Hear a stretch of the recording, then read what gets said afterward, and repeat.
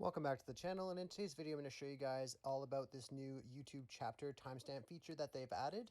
I'm going to show you guys how to add this feature to your videos from your iPhone. Really simple and easy to do. I'll quickly show you guys what it is though if you're not aware of what it is really quickly. So as you can see on here, this person has the chapters on their videos, and you can see as we scroll through here, there's different chapters as you go through the timeline. So this will only be on PC or like an iPad like I have here.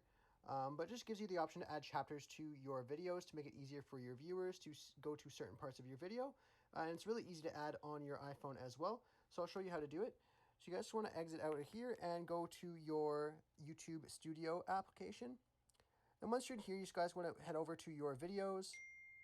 And you just want to click on a video that you want to add the chapters onto. So I'll just click on a random video here. Just click on this one. And then you guys just want to go to the edit description option. So it's up to the top. Then once you're in here, you just want to go to your description, and you just want to make space here, and you just want to type in, let's just do chapters. So we'll do a space chapters, just like this.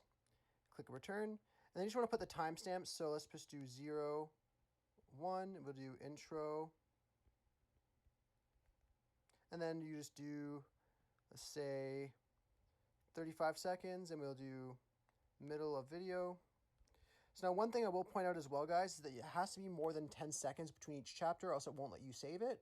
But you can see through here, you just do a couple. And then once you are done, you would just click save.